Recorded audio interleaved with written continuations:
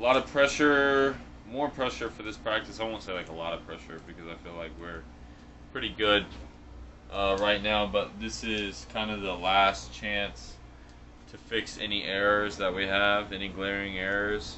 The last chance to really get ourselves super comfortable before the show. We're gonna play at the parking garage, but we don't know if we'll be able to. A fellow Huntsville band recently got shut down when they tried to play there, so we don't know if it's even worth it.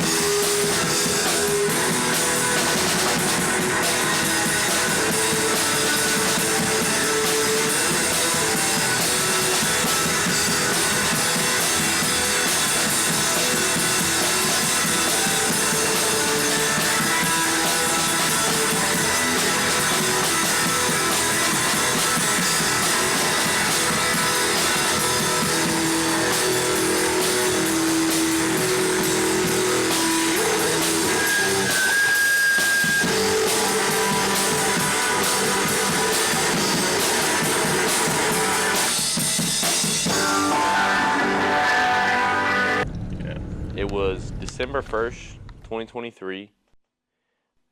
I had said something to Parks along the lines of, I wish I bought a bass in high school instead of a guitar because then we could play together. And then Parks says, why don't we go buy a bass right now? We're going to buy a guitar today.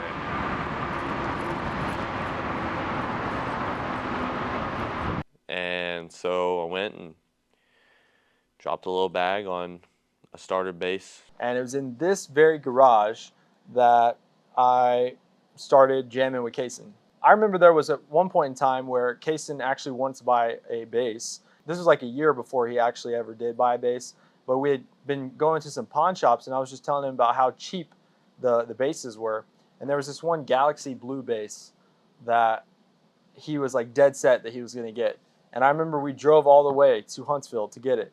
And we got there, and he just kind of didn't do it. So I always kind of thought like, damn, like I guess me and my brother will never make music together. And then like a year or two after that, sure enough, he decides like, yeah, like I wish I would have started playing music. So then we buy him like a super starter bass kit. We come back home, we start playing. I'm thinking we're gonna sit down and immediately start, doing bass practice. Right? I'm thinking that I'm just gonna immediately start indoctrinating him. I didn't really give him the space to kind of just get familiar with the instrument and kind of noodle around and just like have fun with it at first, like most people get to do. From day one, I just started trying to like really hammer the lessons into him, and that was definitely the source of some tension early on. Like I can't lie. It was tough. It felt like homework where he was begging me to pick up the instrument at least once a day because we would jam and I would have no idea what I was doing and couldn't stay in time, couldn't properly fret notes. I was forbidden from using any distortion for the first month. I was told overdrive and distortion or any kind of effect would mask the true sound I was putting out, which at the time was not very good. I pressured him a lot. I would kind of push him and prod him and kind of ask if he was really ever serious. And I would try to really push him out of his comfort zone. I failed to successfully have any sort of band while I was in college. Typically what would happen is I would pair up with 1 or 2 musicians. We would release some track and then it would never go anywhere. We would never meet up regularly for practice. They would be living too far away. And these were guys who were honestly really talented musicians. And so in my head I'm thinking, yeah, if Cason doesn't even want to learn the fundamentals of bass, then this is just insurmountable. And I needed to hear that. I needed to hear a lot of really bad songs, a lot of really bad riffs before I started writing classics such as Wallet, or Chuck Berry, or I Hit Her With My Car. This next song is called I Hit Her With My Car. You here with your what? My car. My what? My car. My what? But I started learning songs, started learning riffs, started getting more comfortable with my instrument. Parks started playing drums. All of the melodic responsibility fell to me. We would get me and Cason and our friend Logan, who was a damn good guitarist, together. And then also Eric would come together with us, and sometimes he would do vocals. And we would all play together. And there was many times we were playing together that, like Cason said, we would try to almost kind of come up with bands for ourselves. But at this point in time, I was sort of jaded about the whole idea of a band actually happening.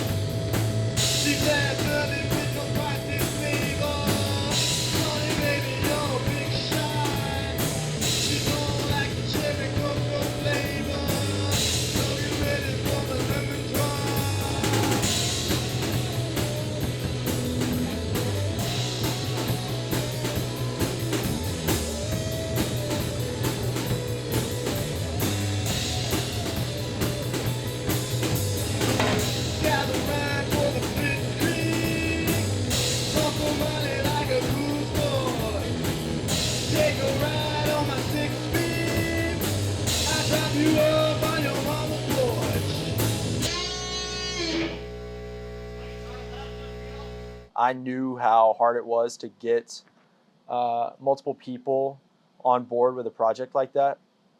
Now, I was super into Lightning Bolt, which is just a drum and bass duo. I thought that their music was super insane. I was obsessed with their stuff.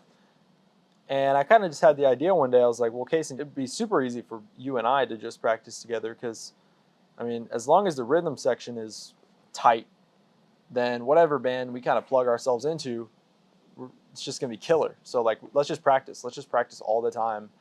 And then we're like, okay, well, if we're practicing all the time, we might as well start writing songs together.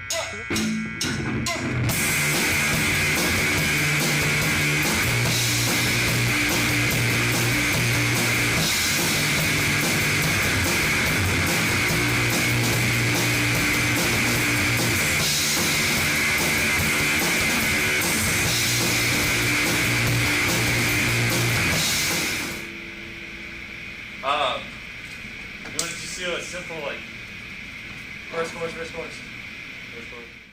I feel like that was obviously what really kick-started the Gores. There would be practices where we would show up and things would just click and it would be awesome. And it'd be like, man, this is hell yeah. I feel like we can really be a real band here.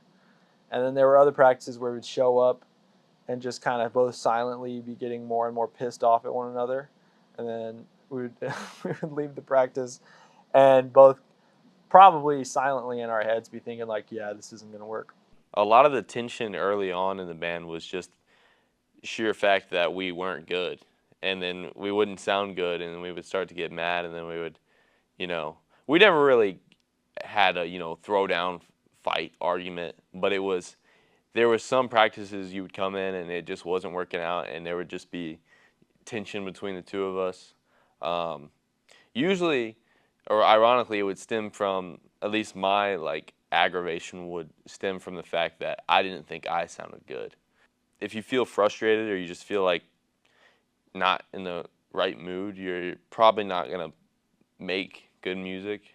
It took a minute for us to kind of learn, but is the fact that you're going to come in some days and you're just not going to have a good day. It's not going to come out. It's not going to sound good. You're not going to sound good. You're not going to be feeling it. I'm not going to sit here and lie and say, oh, well, we never let it get to us. It's just on to the next practice, man. There would be times where we were really bummed out, and we would be walking, and I remember one time in particular, maybe it was before our first show, or it was very early on. We went out on a walk, and we were just, I feel like both of us were just like, this ain't it. We ain't got it. It's not going to work out. And then I think the next practice after that, we had a great practice. Everything sounded good, or at least we thought everything sounded good. Because I feel like the biggest thing is just coming into the practice with a good mindset, being patient, listening to each other, and just trying to serve the band as best as you can.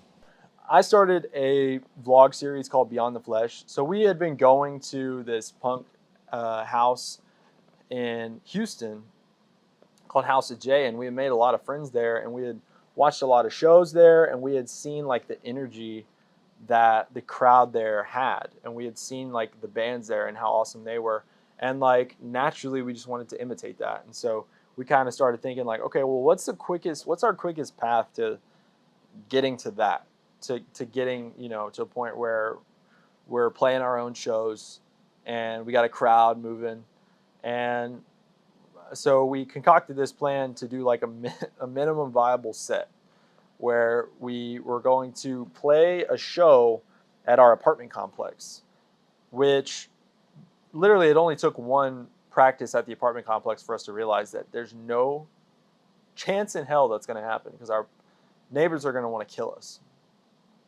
Instead, our friend Joko invited us to play at his place, and that's where we had our first show. And looking back now, it's crazy to see how limited our sound was. Like, our sound was so limited back then.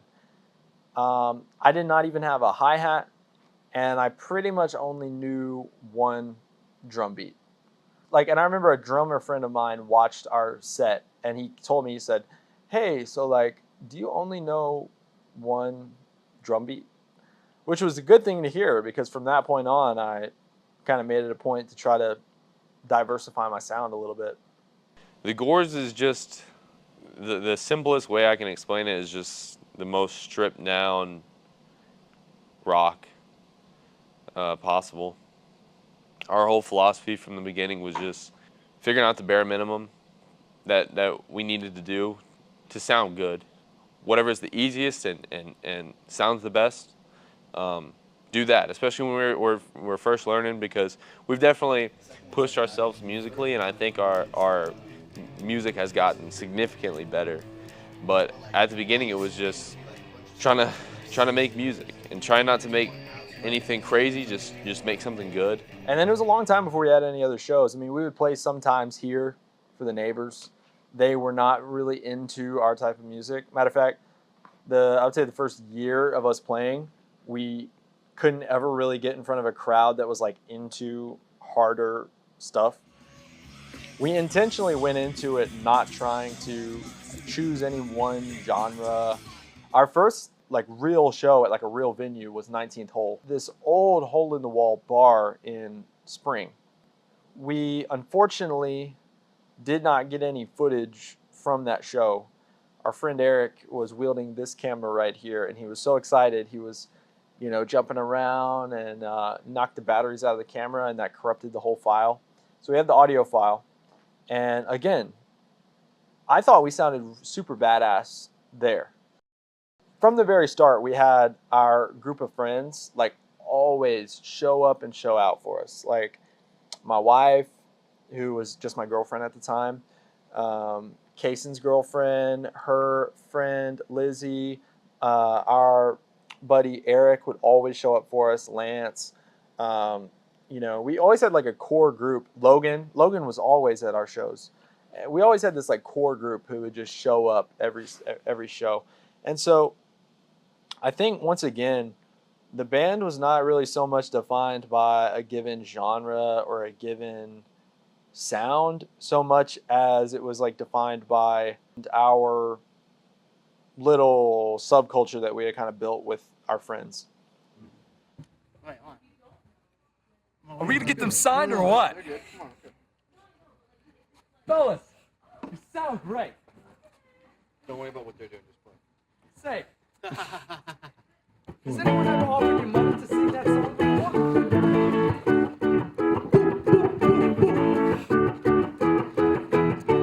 Has anyone ever offered you money to sing that song before?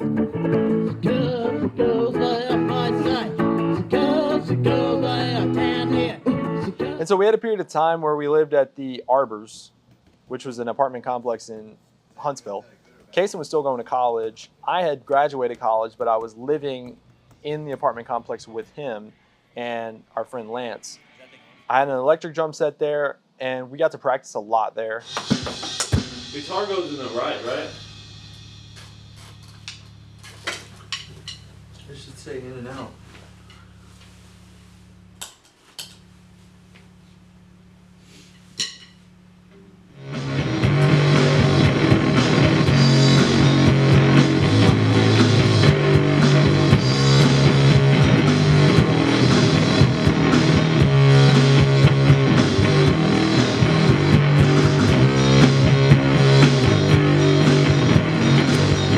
Cason would have his bass in his room, and I would have my drum set. I would come outside to start playing. He would come outside to start playing, and we could have practice like damn near every day. And then we just kept jamming, and Mark's got better at drums, and I got better at bass. We had seen this band Coax Awake, which is a local Huntsville band. They had set up a show at the Sam Houston State Garage. And we were like, damn, that's super freaking cool. So we immediately went and tried to go and play a show at Sam Houston at night. And one person showed up, and it was a music major. And I'll never forget, he stopped us in the middle of our set and was like, you know how in songs there's verse choruses. Do you guys follow that? And I was just like, damn. We were always pretty open to criticism. We were never opposed to hearing feedback. We tried to stay pretty humble because we had figured out at this point in time that was what got us through those early practices where we would be frustrated with one another. Is if we just stay humble, then it can kind of prevent a lot of the butting of heads. So we started pulling up to the parking garage and just doing like pop-up shows, not really telling anyone. And got to a point where we actually had people kind of showing up, and they didn't know us. They had no idea who we were. That was where we kind of started to feel like we were getting confirmation that our band didn't totally suck. It's funny hearing all of the different interpretations of our band or the who we're compared to. Our philosophy, I'm not going to say our sound, but our philosophy going into it was always just like the Ramones, where I'm just going to play power chords and I'm going to play something simple but catchy. But people have said we sound like Lightning Bolt. People have said we sound like Husker Du. People said we sound like Queens of the Stone Age. And I'm not even, I don't want to sit here and brag and be like, oh yeah, like we're just as good as that band, or kid myself and think we're on, a comparable level of them.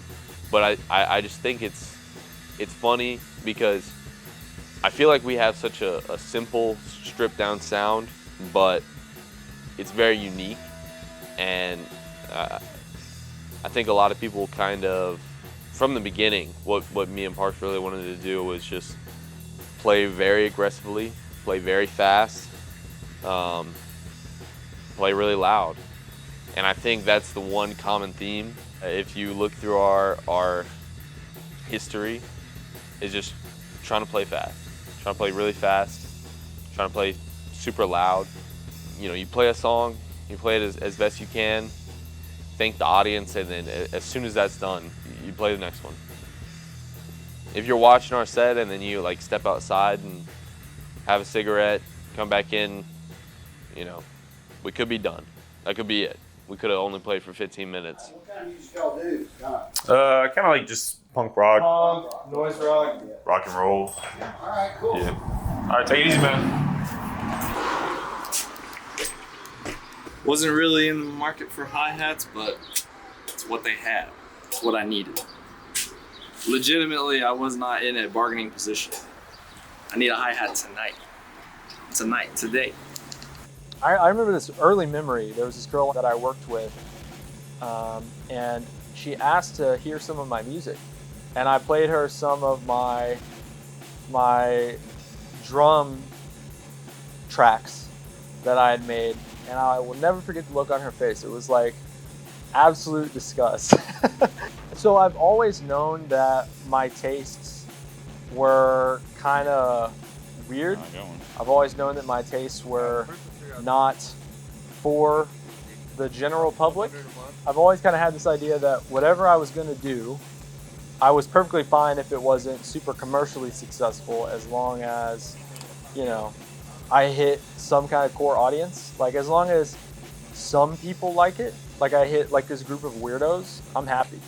The big thing is, I feel like it was never this worry of, oh, we've got to get this audience, we've got to find an audience, we've got to draw all these fans. It's just putting this stuff out there, and whoever sees it, whoever hears it, whoever enjoys it, cool. If you didn't, come to the next show. Watch us on YouTube. Now, around this time, I had moved about an hour away. We were no longer living in an apartment together.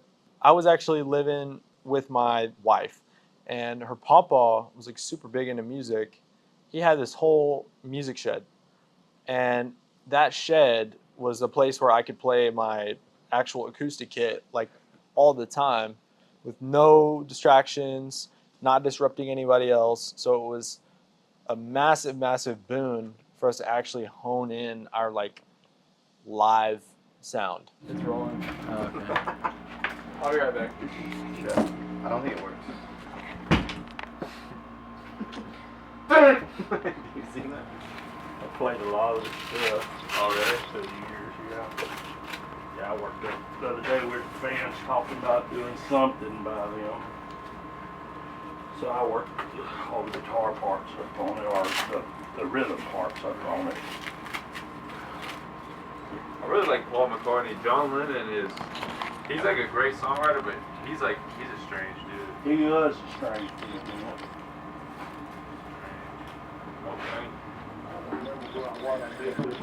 Never met felt more like singing the blues, 'cause I never thought I'd ever lose your love.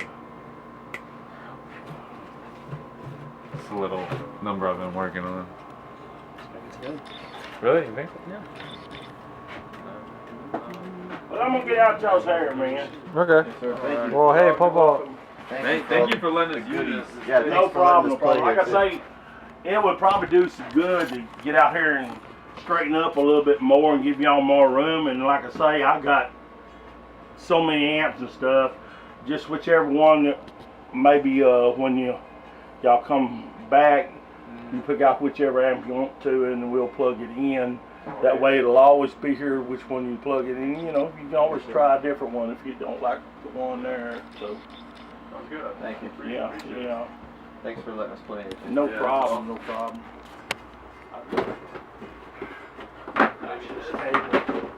There they are. There it is. Right underneath our noses. Yeah, that's it.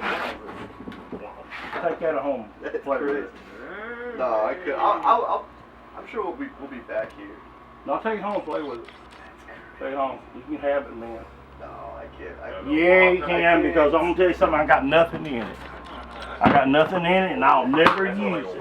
Man, it's got hundreds of sounds. So that's crazy. And then this pedal's kind of neat.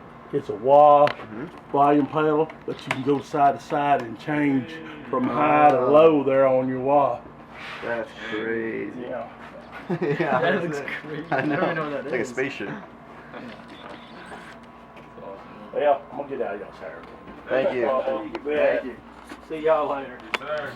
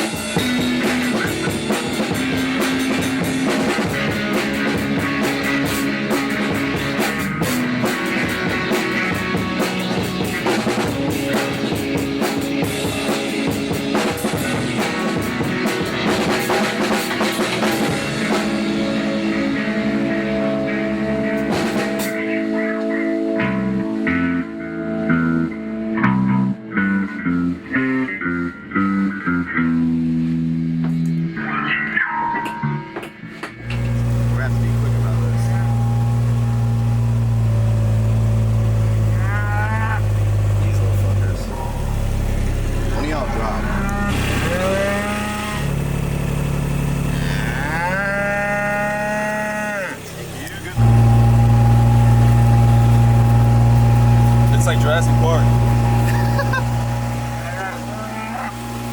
It's bad, no expense. Oh, y'all's fan base? Hold on. Yeah. It's like. Hey, bro, we'll sign a couple autographs, but you guys gotta leave after Hey, that. what's them?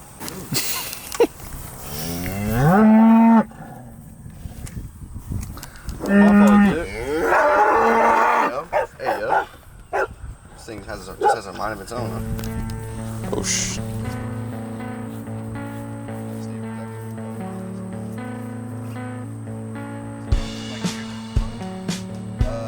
Not even that far apart, just like right there.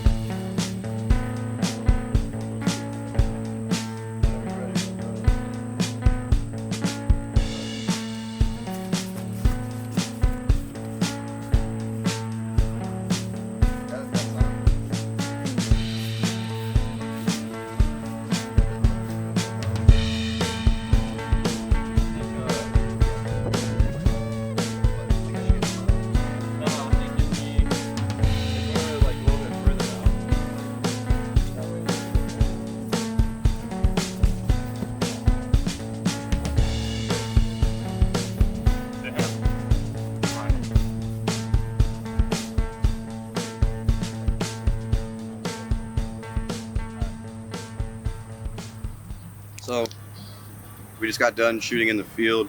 Now we're gonna take some shots by the pool. Okay, so we're about to recreate this little Strokes album. I think it's just it's like a photo shoot for a magazine. Yeah. And we're gonna toss it up on the screen right here. We only got one shot to do this shot because after that we're gonna be soaked. Oh, okay. They fucked it up a bunch of times too. Okay. But I'm going to attempt the impossible and get it in one take. Because we're better than fully the dry, Strokes. because we are better than the Strokes, yeah.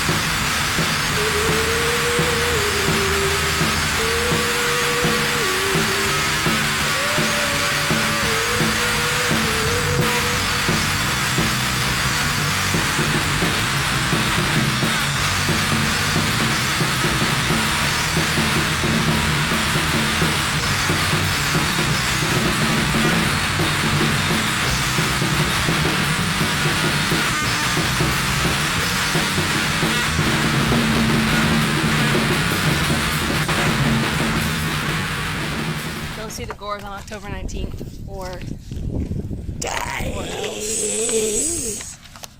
I'm a clown in a world full of normal people.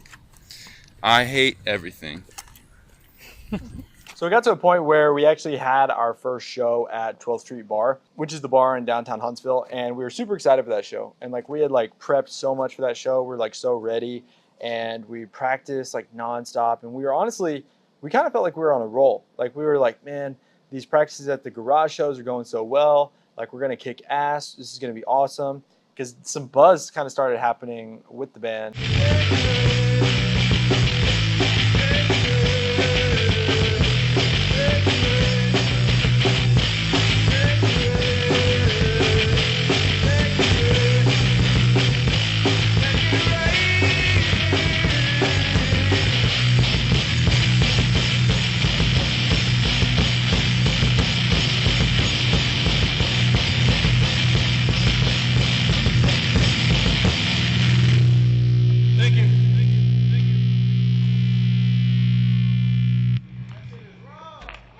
Thank you. Thank you. We don't got Spotify yet, but we will soon. But also, we're going to be at 12th Street Bar tomorrow night. We got some tickets over here if you want some. I think that was the best our set has sounded. I think I've definitely played cleaner. I had a lot of like kind of mess ups. I just felt like I was playing pretty sloppy, bro. But like, I think as far as like all the little things that go into the set that kind of make it like kind of spice it up, I think we like all hit those perfectly. Yeah, I think we did the chemistry really well. I think we, even though we only had a couple people show up, I think we gave them a good show, and I think we left them wanting a little bit more. So I think all around, it's a good set. And that guy said, "Oh, you're done already, bro." Yeah, man. Dude, flash of lightning. That kick drum. Keep on slipping. Something that I have got better about. Is it still recording? Yeah, it's still going. Something that I feel like I have got better about is like paying attention to in what way my set is falling apart as I'm playing, rather than letting it happen as soon as it, as soon as it wants to. So, but yeah, Cason, you did good. Thank you. You did great. There was this acknowledgement that like we had gotten better as a band, and we had a bunch of people show up for the 12th Street show. That does. What's up? Got his camera out too. Yo. Testing. One, Yo, what up, beta? What's up? What's up, bro? How you doing, bro? 19th hole, 12th Street Bar, October 19th. It's 7:32. My voice is getting a little bit weak. I need a glass of water before I go on. But we're here. All the work that we've put in up to this point has led up to this. There's no more practice runs. There's no more redos. There's no more demos. It's just like, showing them what we worked for a really long time on. During the sound check, somebody was like, "Yeah, I like it. It's really nice." So that's encouraging. It's a lot better than sound checking and everyone like being quiet. Yeah, like being like, "Oh, thank God they're done." So it's exciting. Not too many people have pulled up yet, but a lot of people have said like, "Yeah, I'm gonna come like 7:45, 7:50." I'm like, "Man, we're gonna be done by then."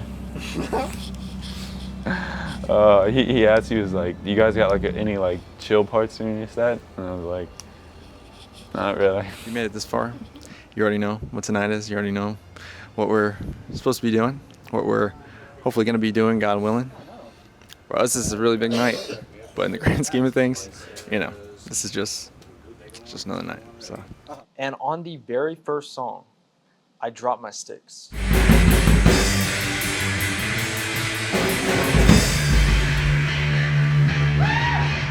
And then on the very next song, I had a horrible voice crack thing happen. Super embarrassing. And it was like, man, I just really want to be off the stage right now. And so then we kind of were licking our wounds after that. Now, we got to a point where we were trying to start branching out and doing more shows, but we kind of had difficulty actually booking anything. And a lot of times the only shows that we could really get were just shows that we would get invited to.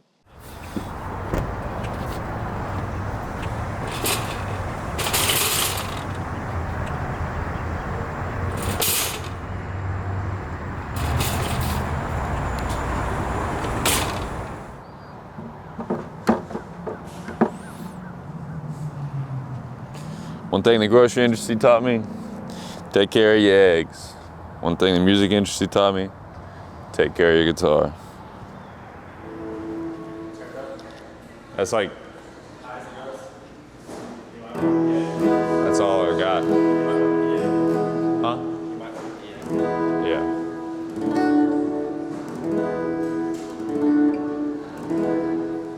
You do PA?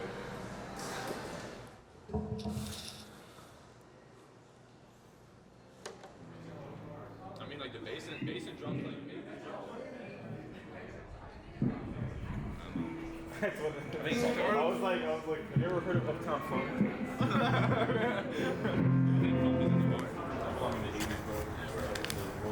Are you videoing or taking a picture? Videoing. Oh, I think I have food in my teeth. Thank you all very much for coming once again. We appreciate y'all very much. Okay, here are the Gores.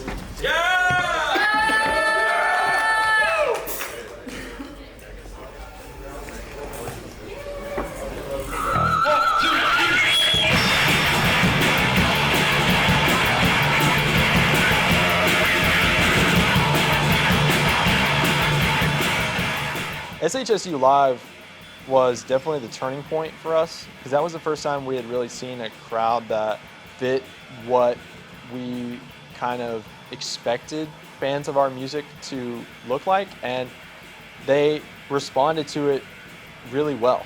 And the video was super dope, and we played super tight, and it was just the show where it seemed like everything finally came together, and we like did what we always hoped we would be able to do together as a band.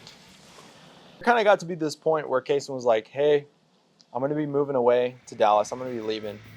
And so we really got to kind of make the most of this band thing while we are still going to be close together. Because Dallas is about 3.5 hours away from where I live right now. And lo and behold, we had had all this difficulty booking shows before that point. But all of a sudden, we had like 5 shows in a row just kind of fall into our lap. And we had already gone through our kind of messy shows at that point. We had a New Year's show for our parents' neighbors, and they were like giving us compliments, telling us we'd gotten a lot better. Give me. What's up, guys? It's Cason from the Gores. We just now wrapped up our New Year's Eve show. The crowd was loving it. They were all over it. The crowd was electric. It was like, after every song, it was like a roar of like, more, more. It was like inaudible. It was almost to like a defense mechanism where like, if we didn't continue playing, they probably would have charged the stage and threatened me and or my drummer's life. Get Jarrett real quick. What is it? What do you have to say about the performance, young man? Man, it's the next Motley Crue is all I gotta say. That's the boys right there. Panties were dropping everywhere. Yeah, it was fun. Like a guitar, yeah, that's the first thing you said. You said that. Yeah, bro. I see That was you got fun. nervous one time. Well, I got nervous the whole time. And I think this is the point in time where we really started to think of ourselves as like an actual good band. So headed toward this kind of local tour, we started to just make more merch. We started making t-shirts, and we started making CDs. And a big thing that we kind of always focused on from day one, we want to do everything one of one. Get in, son! Go, go, go, go, go! Luke's gonna fucking tear it. No, I mean, freaking tear it up. Maybe, hold on, watch your head, watch your head. Get some rocks, maybe. No, Lulu. Lulu! Look out.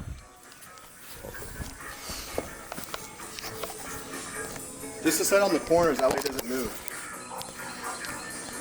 Hopefully it turns out to be dope. It might look kind of shitty, but fuck it. I really like this song. Yeah, this is cool. now. We'll go through Each one, I want to talk about each one.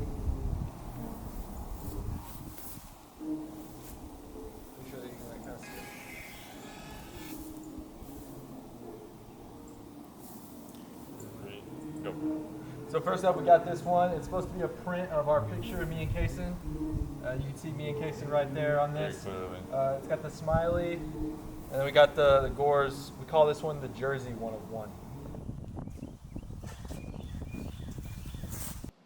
The local tour, the first show was at this like pool, and yeah, I'll be honest, Cason was like pretty nervous going into the show. I think Cason had always kind of retained a little bit of this feeling of like being a beginner, and that always kind of made him, I think, a little bit fearful going into some shows. And my biggest worry was just the crowd at the pool. It was not going to be our regular crowd, our dedicated fans. They probably weren't going to mosh. That's not even saying that's a bad thing or we shouldn't play the show because of that. But that's just something I knew going into that. I told him I always had this approach of thinking, like almost gaslighting myself into being like, well, we're a good band. Why wouldn't they want to listen to us? I feel like you have to trick yourself into being confident sometimes, you know. And Cason was worried because he was like, well, we're going to be too loud for this venue. It's not going to be, they're not going to expect our kind of music. And matter of fact, when we actually showed up to that pool show, some other people who had heard us at a show, they even kind of looked at us and were like, did the owners of this event, do they know like the kind of music that you guys play? Because they were like, oh shit, like, do they know what to expect? And I still think that was a great show. We were cut off on our last song. No, we were cut off before our last song.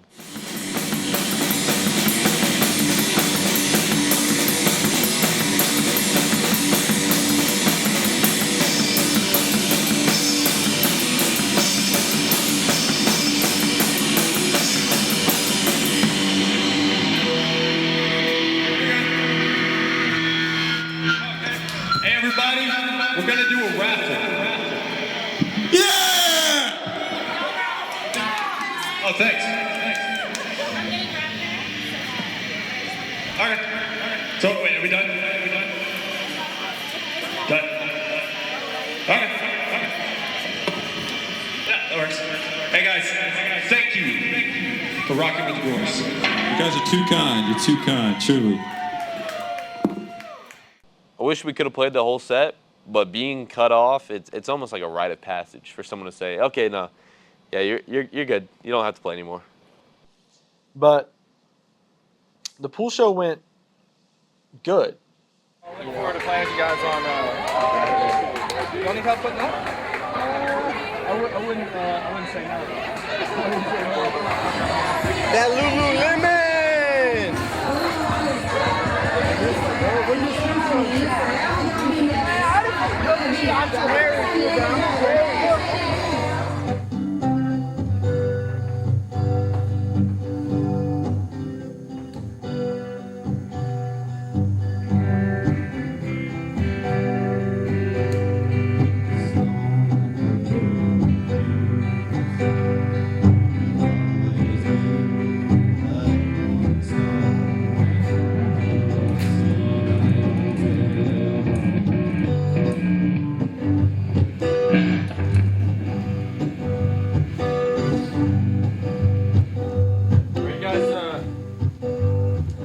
Dang, this thing's about to die.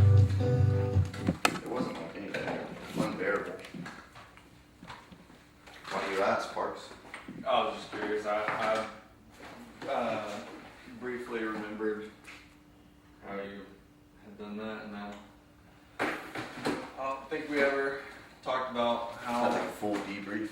Yeah. Yeah, it was really weird.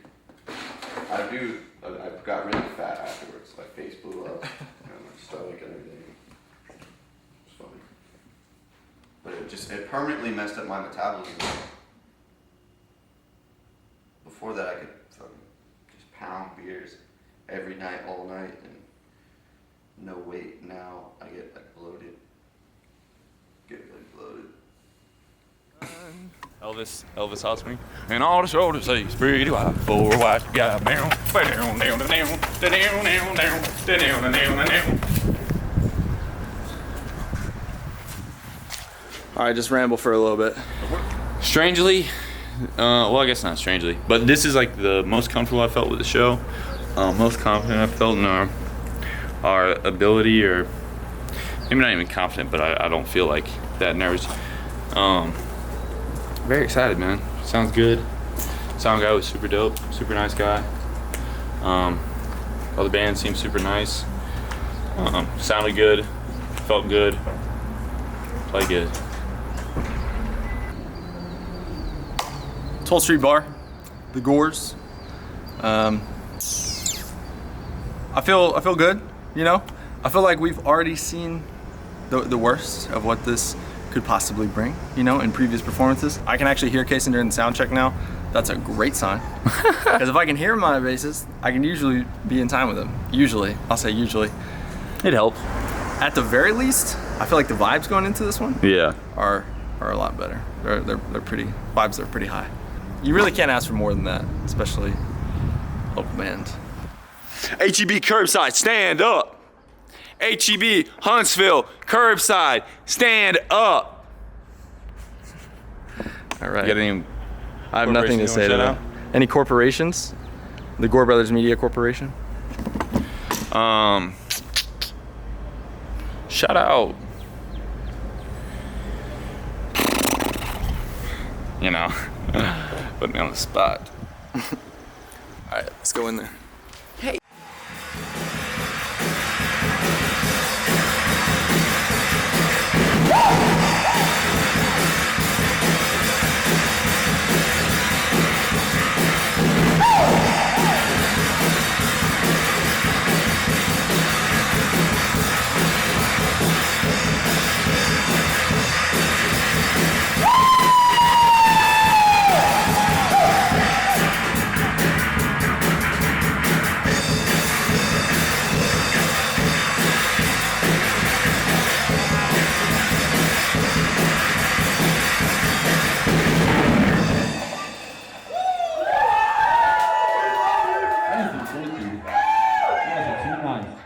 Yo, I need an SD. I got one.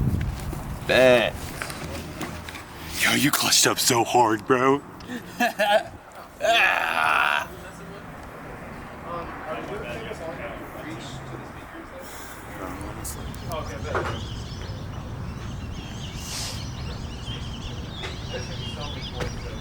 Yeah.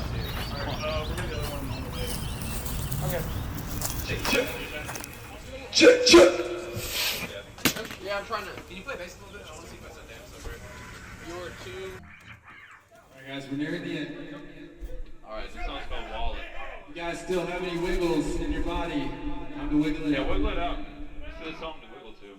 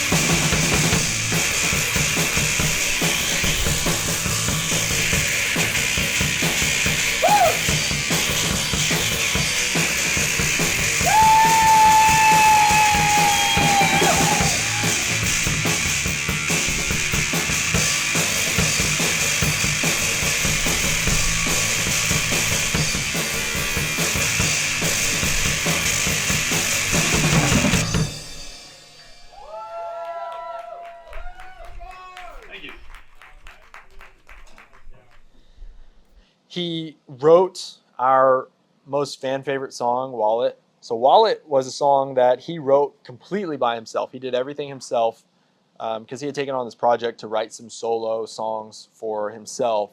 And Wallet was just so good that we had to include it into our set list. And sure enough, the song kind of took on a life of its own because people at our shows would just start singing it. Like they just knew the song. I was always very proud of him for that because it was kind of like it was his own thing. Anything else that we wrote, you could kind of say that I had a hand in this part or that part, or that was a song that was like his full gem. And I think for him especially, I think he did kind of struggle with the confidence part of it because I had been playing for so long that he maybe felt like he was kind of just unsure of himself, maybe kind of worried a little bit about imposter syndrome. But I think Wallet is proof that he can like really stand on his own. Like he can make really good stuff on his own. Wallet was the third song I really had ever written by myself. I remember I wrote it right before I went into a job interview. I was trying to pump myself up, and I was just kind of jamming for a little bit, and had wrote that little chord progression, wrote a couple verses, and it's one of the most excited I've ever been to like record a song or write a song. I mean, Parks is gonna call it a pop punk song, and I cringe at that, but in essence, it's a pop punk song. I mean, I'll accept it. It's a punk song. It's trying to be punk, but it's just fun. It's a fun song. It's a love song. I mean, it's essentially about my girlfriend. Just because I'm sure, like every guy, I just have a. It's gonna be like. I have a picture of her in my wallet. I've got your picture in my wallet, and I frequently take a look at it, particularly when I'm sad, and so I have that picture in my wallet, and every time I look at it, I feel like a brand new man. And so that's where the song really came from. I never get tired of playing it. I stole the Sublime bit at the beginning of Jailhouse where he goes, "Go!" That was what I was trying to do right before, before you hop into the chorus. I always yell the "go" part. And then I added in the little screams or little yelps or whatever, just because I don't know. I thought it would be funny. I kind of did it as a bit to myself because I was like, I'm not even really going to be able to hear this over the loud ass guitar, but it'd just be funny to be yelling and going crazy on the chorus part of this song. A lot of our writing would just come from us throwing stuff at the wall and seeing what sticks. I think that was our biggest strength, knowing when something just wasn't working, not try to force anything. You cannot plan how things are going to develop in your life. There's some Bible verse that talks about how the race doesn't go to the swift, or the battle to the strong, or wealth to the wise. And I think what it means is essentially just that, you could have all the best musicians that you know gathered together in a room, and they all play different instruments, and maybe they even all have the same taste in music, but they might not necessarily make for the best band. And yet, you could have two people who, frankly, have kind of pretty different tastes in music. And then also, too, he was super new to music when we started playing. And I really threw him in head first. And I was also pretty new to drumming when we started. I think that the sum of the Gores was always a little bit greater than its parts. As far as a bandmate goes, I mean, I couldn't ask for a better one. It's my brother, my best friend, and it's also, I would say 90% of what I know about music kind of comes from him. Parks was kind of my mentor through the whole thing, and it was great knowing that even if we had a bad practice, even if we played a song wrong or whatever, there would never be any resentment felt, permanent resentment, because we definitely would get mad at each other, but it was a brother kind of thing where somebody would walk out pissed off and Then next practice, you don't say anything about it. You both love each other, so you just, what am I going to do? Find a different drummer? I feel very spoiled as a musician to have a bandmate as solid as Parks and someone who I can rely on, someone who I can trust, someone who I can talk to, someone who I know even after, the show, practice, whatever, it's my best friend, and be hard-pressed to find a better bandmate. I would say that Cason is not afraid to try new things, willing to fail fast, incredibly caring, an incredibly loyal friend, clever, not afraid to think on his feet. He's always willing to give people the benefit of the doubt. Loves to show off. He very much is like a natural-born performer, I think. I've played with a lot of other musicians that were objectively very good at their instruments, but I have not played with somebody who I enjoy playing more with than my brother. She likes George Harrison. I like Paul McCartney. Why do you like Paul? He's the GOAT, man. He's the GOAT bassist. Paul's the best, man. He writes he's been like criticized for writing a whole lot of love songs. You want to sing about something you care about, and the easiest thing or most common thing that people care about is like love or like relationships. So it makes sense why, he would. And John Lennon, is definitely way more out there and more interesting. But I think Paul McCartney is an amazing musician. Think about the job I have now, and I think about the process of interviewing and how nervous I was for that. And then whenever I got the job, how nervous I was that I got the job. And then I remember asking the people who are in my position right now, bro, can I even do this? Like, am I going to be able to do this? And then being like, yeah, I think you're capable of it. And looking at it now, I've been doing it for months now, and it's pretty simple, and it's definitely stressful, but it's something that I definitely can do, and I am doing. With the acoustic gig thing, I was freaking stressing out. Every time I would pick up the guitar, I would have anxiety if I didn't pick up the guitar because I wasn't getting better, and then I would have anxiety when I picked up the guitar because I realized how much I sucked. I am who I am. I am the guitarist that I am the singer that I am. Almost everything I've stressed about in my life, maybe it's not the best resolution that possible or exactly how I thought it would resolve itself, but, even if it's the worst case scenario, I always, and I think this goes for everybody, I always think that you think the worst case scenario is worse than it really is. And then whenever you're actually put in that worst case scenario, you're kind of just forced to be like, well, this is what reality is. This is my situation at this point. So I can either just suck it up or just stop trying. And I'm never going to quit. Raiders never quit, baby. Let's go. Silver and black till I die.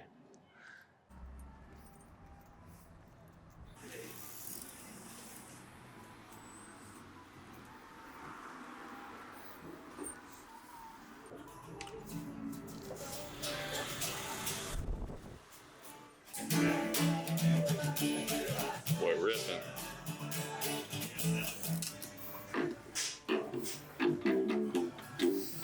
Damn.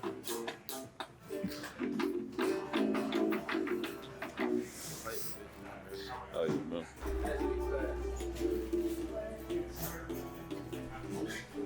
One, two, three. All right, guys, I think we're gonna go ahead and get started here. All right. We are the Gores.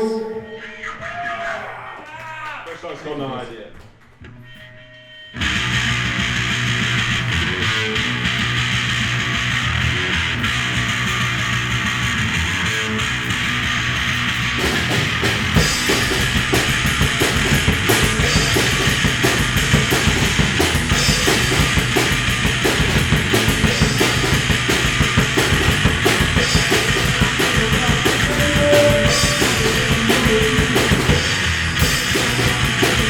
be right back.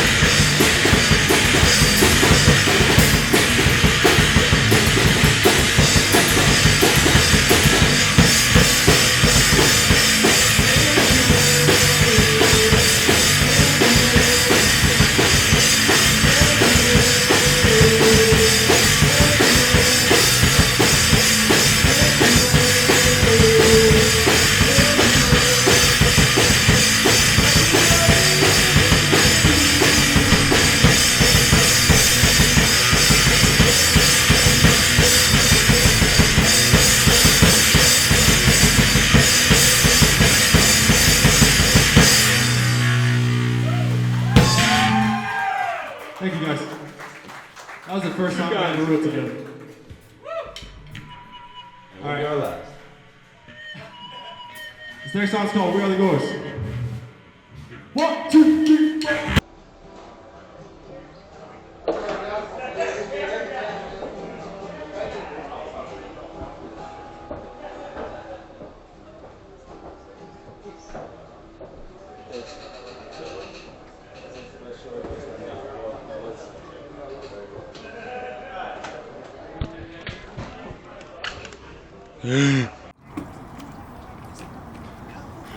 Don't pay attention to me. Boy. Awesome. Sounded pretty good. Oh, thank you, dude. Thank you, bro. Thank you, brother. Thank you, brother. That was fun. Yeah, no, that was kicking. That was really fun. You had like a fucking, you had a little baby just fucking rocking the fuck out. Oh, dude, that's all that kid. Yeah. A little baby. Yeah. She was fucking digging. Hey, will you come over here and help me break this down in a sec? Yeah, man. You gotta be careful with the harmonica bit, because it goes from charming, like, just, you know, blues player to like random harmonica. Pretty sure it went straight to that, but Like random. hey, when I said, can you help me break this down, I meant, can you help me break this down, not can you come play harmonica right next to my ear? But did y'all see the little tiny girl, the little baby? Yeah, no, she was dancing. Yes, Yeah. I looked over there. When she was standing up, she was stomping her feet. But she was like sitting on that couch and she was like doing like this. I saw some little Yeah. kid walk by like this. Well, and then there was like 2 old people that I was like, oh man, they like stumbling in here trying to get some coffee. That they were, you know, like misled, thinking, oh, I'm gonna get some coffee and like relax. And then stumble into a punk. Except they're still sitting at the table back there sipping on their coffee, so they listen to the rest of y'all's set and they're listening to these guys. So, Well, probably ain't going there and watch them.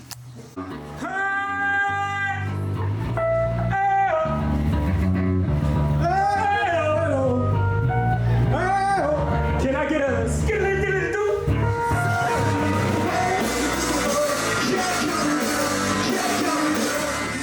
Yeah, you wanna get Let's get sweet, get sweet.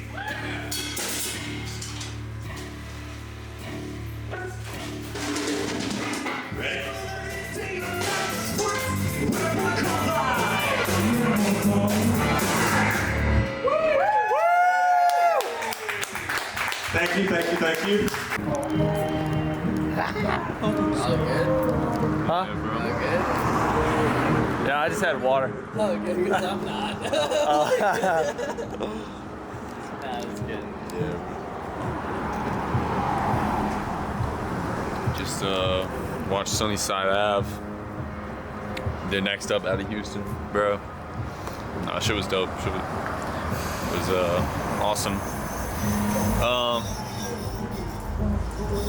Our set, I feel like, couldn't have been better. I feel like it was like the best finale we could have really asked for. Like every set's gonna have mess ups and stuff, so like there's a couple times we messed up, but like considering our only practice had just been like recording and running through the songs and stuff like that, I felt pretty tight. Super cool venue, and the set went good, and it was like one of the most laid back sets we've ever done. Like we literally pulled up, set up our equipment. Nobody told us what time. There's no sound guy. There was no like person really even. We didn't even like talk to anybody in the venue. No, and then sure enough, it was a really good set. Little kid gave us a compliment, told us we sounded really good.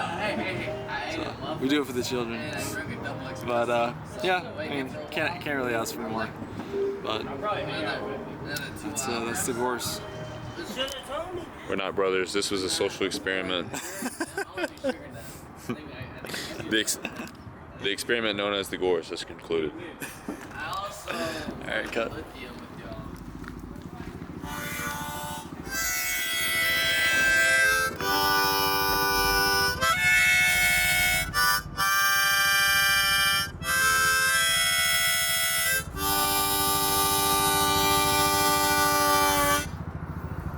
our swan song.